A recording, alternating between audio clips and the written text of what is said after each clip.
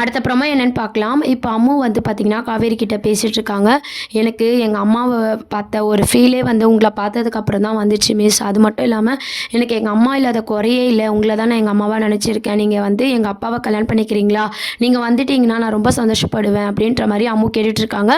காவேரியும் பார்த்தீங்கன்னா, அம்முக்கு புரியிற மாரி இல்லடா நீ எப்பவும் போல வந்து என் வீட்டுக்கு வரலாம், என் கூட இருக்கலாம் அப்படின்ற மாரி சமாதானம் பண்றாங்க. இருந்தாலும் அம்மு பார்த்தீங்கன்னா, எனக்காக எங்க அப்பாவ கல்யாணம் பண்ணிக்க ஒத்துக்கோங்க அப்படின்ற மாரி பேசிட்டு இருக்காங்க. அந்த டைம் பார்த்தீங்கன்னா, கரெக்ட்டா விஜய் வராரு.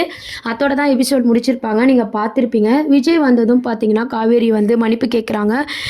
நான் வந்து கொஞ்சம் கோவமா பேசிட்டேன். வீட்ல நடந்த பிரச்சனையில உங்ககிட்ட அந்த கோவத்த காமிச்சுட்டேன். என்ன மன்னிச்சிடுங்க அப்படின்ற மாரி ரொம்பவே மன்னிப்பு கேட்குறாங்க. விஜயும் பார்த்தீங்கன்னா, பரவால்ல நான் ஒரு முடிவு எடுத்திருக்கேன் அப்படின்ற மாரி கேட்குறாங்க. என்ன அப்படின்னு சொல்லி காவேரி கேட்கும்போது, தனியா போய் பேசலாம். இங்க குழந்தை இருக்கா அப்படின்னு சொல்றாங்க.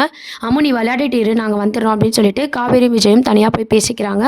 அப்போ பார்த்தீங்கன்னா, விஜய் வந்து ஒரு முடிவ சொல்றாரு.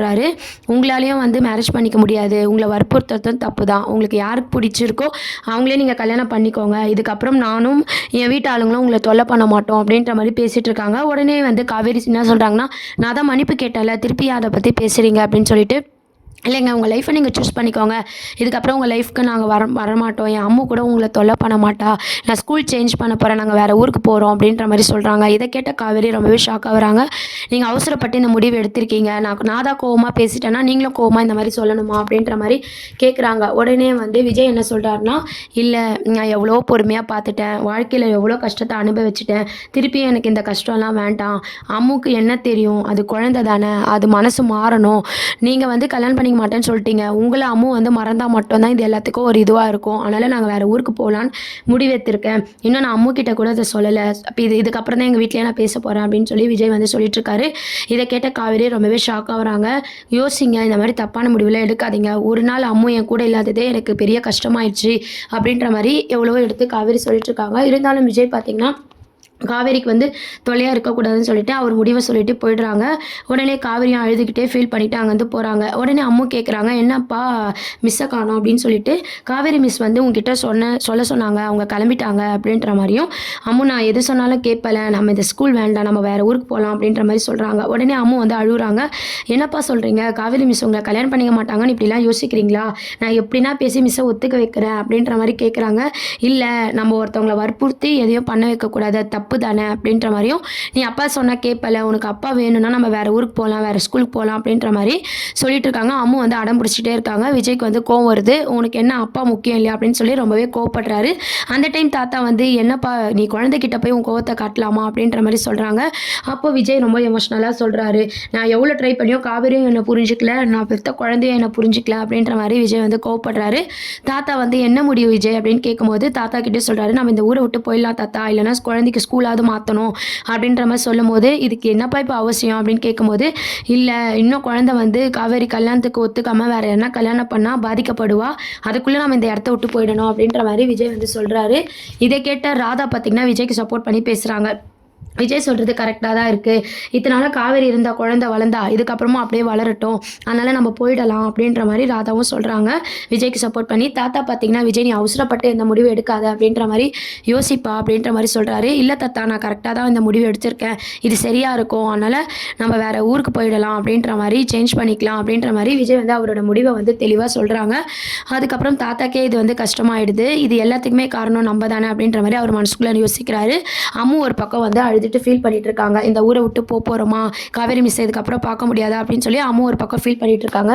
அப்புறம் பார்த்தீங்கன்னா, காவேரி வந்து வீட்டுக்கு போகிறாங்க. வீட்டுக்கு போனதும் வந்து எங்கே போன, உன்னை எங்கெல்லாம் தேடிட்டு இருந்தோம் அப்படின்னு சொல்லி எல்லாருமே கேட்குறாங்க. அப்போ நிவினுக்கு யமுனா கால் பண்ணி காவேரி வீட்டுக்கு வந்த விஷயத்தையும் சொல்கிறாங்க. அப்போ நிவின் கிளம்பி வராரு. என்ன காவேரி ஸ்கூல்லேருந்து நீ அப்போவே கிளம்பிட்டேன்னு சொன்னாங்க, எங்கே போயிருந்த அப்படின்னு சொல்லி கேட்கும்போது காவேரி வாயை திறக்கல, அப்படியே மௌனமாக இருக்காங்க. என்னடி ஆச்சு எல்லாரும் கேட்குறோம்ல அப்படின்னு சொல்லி கங்காலாம் கேட்குறாங்க. நம்ம இந்த மாதிரி அம்முவை பார்க்க போனேன், காலையில் அவள் வந்துட்டா இல்லையா, எனக்கு மனசு கஷ்டமாக இருந்துச்சு அப்படின்னு சொல்லி கேட்குறாங்க. உடனே எல்லாரும் என்ன கேட்குறாங்கன்னா, அதான் நீ அவங்க அப்பாவை கூப்பிட்டு தனியாக வந்து உன் கோவத்தெல்லாம் காமிச்சிட்டல, திருப்பி எதுக்கு அவங்க வீட்டுக்கு போனேன், எந்த முகத்தை வச்சுட்டு போனேன் அப்படின்னு சொல்லி சாரதாம்மா காவேரி திட்ட ஆரம்பிக்கிறாங்க. உடனே வந்து என்ன சொல்கிறாங்கன்னா, காவேரி நான் ஒரு கோவத்தில் தான் அதெல்லாம் பேசிட்டேன், நான் அதெல்லாம் மன்னிப்பு கேட்க தான் நான் போனேன், ஆனால் அவங்க அப்பா ஒரு முடிவு சொன்னார், அது எனக்கு ரொம்பவே அதிர்ச்சி ஆயிடுச்சு அப்படின்ற மாதிரி காவேரி சொல்கிறாங்க. என்னாச்சு, என்ன முடிவு சொன்னார் அப்படின்னு சொல்லி கேட்கும்போது அம்மு வந்து காவேரி கிட்ட பேசின விஷயத்த வந்து காவேரி வீட்டில் இருக்கவங்ககிட்ட சொல்கிறாங்க. நீங்கள் எங்கள் அம்மாவாக இருந்தால் நான் ரொம்பவே சந்தோஷப்படுவேன், உங்களை பார்த்த பிறகு தான் எனக்கு எங்கள் அம்மா ஞாபகமே இல்லாமல் இருக்குது அப்படின்னு நம்ம குட்டி அம்மு சொன்ன விஷயத்த காவேரி சொல்லிட்டு இருக்காங்க. அது மட்டும் இல்லாமல் விஜய் சொன்னார் இல்லையா, அந்த ஊரை விட்டு போகிறோம், ஸ்கூல் சேஞ்ச் பண்ண போகிறோம் அப்படின்னு சொல்லிட்டு இந்த விஷயத்தையும் வந்து வீட்டில் இருக்க எல்லாருக்கிட்ட சொல்லிட்டு இருக்காங்க. இதை கேட்ட எல்லாருமே வந்து ரொம்பவே ஃபீல் பண்ணிட்டு இருக்காங்க. என்ன இது இப்படிலாம் சொல்கிறாங்க, தம்பி அவசரமாக இந்த முடிவு எடுத்தது தப்பாச்சு அப்படின்ற மாதிரி எல்லாருமே யோசிக்கிறாங்க. நிவின் என்ன சொல்கிறாருன்னா, நான் வேணால் விஜய் கிட்ட பேசி பார்க்குறேன் அப்படின்னு சொல்லி சாரதா மாட்ட சொல்லிட்டு நிவின் கிளம்புறாரு. விஜய் கிட்ட பேசி பார்ப்போம்னு சொல்லிட்டு போனவர் பார்த்தீங்கன்னா விஜயை கூப்பிட்டு பேசுகிறாரு. அப்போ நிவின் கிட்ட விஜய் என்ன சொல்கிறாங்கன்னா, இந்த விஷயத்தை பற்றி இதுக்கப்புறம் நீங்களும் பேச வேண்டாம், யாருமே பேச வேண்டாம், நான் எடுத்த முடிவு எடுத்ததான் அப்படின்னு சொல்லி நிவின் கிட்டேயே ரொம்ப ஸ்ட்ராங்காக விஜய் வந்து சொல்லிடுறாரு. இதை கேட்ட நிவின் வீட்டுக்கு போனதும் ரொம்ப ஃபீல் பண்ணி சொல்லிட்டு இருக்காரு, அவர் முடிவில் அவர் ஸ்ட்ராங்காக இருக்காரு அப்படின்னு சொல்லிட்டு. இது எல்லாத்துக்குமே ஒரு முடிவு வரணும்னா காவேரி வந்து கல்யாணத்துக்கு ஒத்துக்கினா மட்டும்தான் இது எல்லாத்தையும் தடுத்து நிறுத்த முடியும், நம்ம போய் காவேரி கிட்ட பேசி பார்க்கலாம் அப்படின்னு சொல்லி கங்கா, யமுனா, நர்மதா, நம்ம நிவின், சாரதா எல்லாரும் காவேரி கிட்ட மறுபடியும் நம்ம விஜயை கல்யாணம் பண்ணிக்கிறத பற்றி பேசுகிறாங்க. என்னதான் பண்ணுறது அப்படின்னு சொல்லிட்டு பேசும்போது நம்ம காவேரி வந்து ஃபீல் பண்ணிட்டு இருக்காங்க. எல்லாரும் வந்து என்னை மிரட்ட பார்க்குறீங்களான்னு சொல்லி கேட்கும்போது, உன் வாயும் உன் திமிரால தான் இந்த விஷயம் இந்த அளவுக்கு வந்திருக்கு, திருப்பியும் நீ எல்லாமே தப்பாக புரிஞ்சுன்னு பேசிட்டு இருக்காத, குழந்தை உன்னை விட்டு போயிடுச்சுன்னா உனக்கு பரவாயில்லையா அப்படின்னு சொல்லி சாரதாமாலாம் கேட்க ஆரம்பிக்கிறாங்க. உடனே காவேரி என்ன சொல்கிறாங்கன்னா, என்னை மீறி அந்த குழந்தை மேலே பாசமாக இருக்கேன், ஒரு நாள் நீ ஸ்கூலுக்கு வராததே எனக்கு ரொம்ப கஷ்டமாக இருக்குது, குழந்தை இல்லாமல் என்னால் இருக்கவே முடியாது அப்படின்ற மாதிரி சொல்கிறாங்க. அது மட்டும் இல்லாமல் அம்மு சொன்ன வார்த்தையெல்லாம் என் காதில் கேட்டுக்கிட்டே இருக்குது அப்படின்ற மாதிரி காவேரி அழ ஆரம்பிக்கிறாங்க. நீ யோசிச்சு ஒரு நல்ல முடிவாக எடு காவேரி அப்படின்ற மாதிரி சொல்கிறாங்க. இருந்தாலும் பார்த்தீங்கன்னா அந்த கார்த்திக் வந்து கால் பண்ணுறாங்க.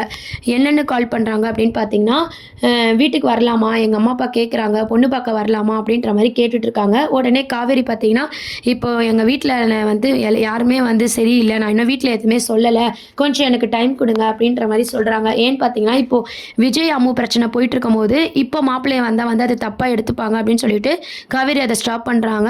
இப்போ எல்லாருமே வீட்டில் பேசினதெல்லாம் காவேரி யோசிச்சு பார்க்குறாங்க. அது மட்டும் இல்லாமல் அம்மு சொன்ன விஷயத்தையும் யோசிச்சு பார்க்குறாங்க. சரி, நம்ம விஜயோட டைரியை படிப்போம், அதில் மூலமாக நம்மளுக்கு எதனா ஒரு முடிவு எடுக்க தெரியும் அப்படின்னு சொல்லிட்டு அதை எடுத்துகிட்டு அந்த டைரியும் எடுத்து படிக்க ஆரம்பிக்கிறாங்க. அப்போது விஜயை பற்றியான விஷயங்கள்லாம் வந்து காவேரி புரிஞ்சிக்கிறாங்க. இன்னும் ஃபுல்லாக படித்தா பார்த்தீங்கன்னா விஜயோட ஃபுல் கேரக்டர் தெரிஞ்சிடும். அதுக்குள்ளே பார்த்தீங்கன்னா நம்ம விஜய்க்கு இந்த டைரி காணாமல் போன விஷயம் வந்து தெரிய வர மாதிரி காட்ட போகிறாங்க. விஜய் இந்த ஊரை விட்டு போகிற மூலமாக தான் இப்போ காவேரிக்கு வந்து லவ் வந்து தொடங்குற மாதிரி காட்டுவாங்க. கண்டிப்பாக வந்து ஊரை விட்டு போகிற மாதிரி காட்ட மாட்டாங்க, டிசி வாங்குற மாதிரி காட்ட மாட்டாங்க. அதுக்கான கட்டாயத்தில் நம்ம காவேரி இருக்காங்க, அதுக்குள்ளே கல்யாணத்துக்கு ஒத்துக்கணும் அப்படின்ற ஒரு கட்டாயத்தில் நம்ம காவேரி இருக்கிற மாதிரியான சீன்ஸை தான் இப்போ மூவ் பண்ண போகிறாங்க. இப்போ நிவின், நர்மதா, கங்கா, சாரதா எல்லாரும் பார்த்தீங்கன்னா விஜயை கல்யாணம் பண்ணிக்க சொல்லி சொல்கிறாங்க. அம்முவும் சொன்னதை நம்ம காவேரி யோசிக்கிறாங்க.